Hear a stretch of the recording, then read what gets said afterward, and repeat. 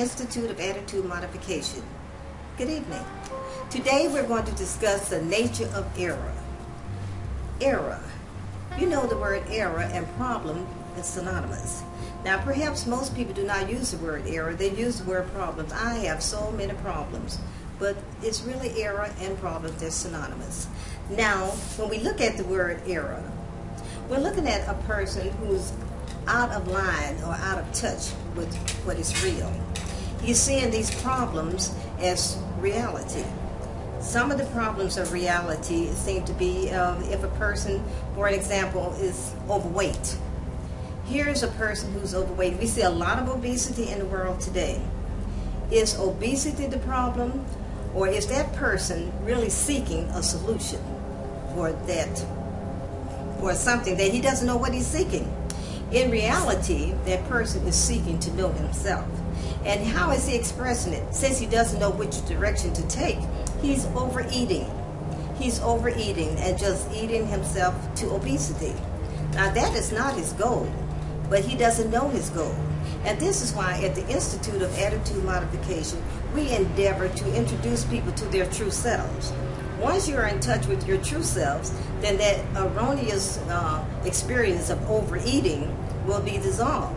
Because once you're in touch with your true self, there's something within you that will let you know how much to eat, what to eat, and what not to eat. Do you believe that? There's something within us that can solve even the problem of so-called obesity. Well, how does one get to know oneself, as you say? Well, this I that within us, some people call it I, some will call it spirit or consciousness. We all have that. I don't care what part of the world you're in, we all have a consciousness. But we're not aware of it because we're always reaching outside of ourselves. The way you get to know that is to just listen. Listen from within. Stop eating just because the food looks good. They have some restaurants where you can go in, all you can eat. Just because it says all you can eat doesn't mean that you should eat all that you can. you just eat. You do not eat to live, you live to eat.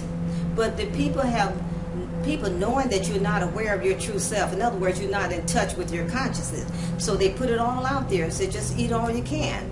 And the person just eats and eats and eats.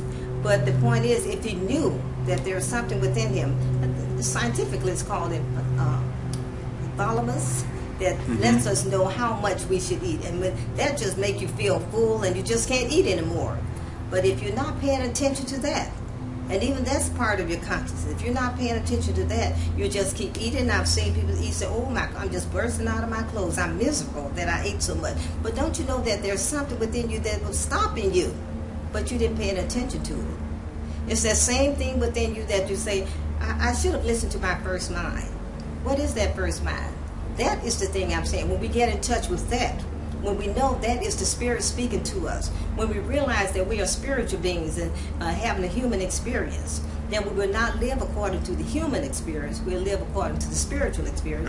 And that conscious within us will let us know when to stop eating and when to start.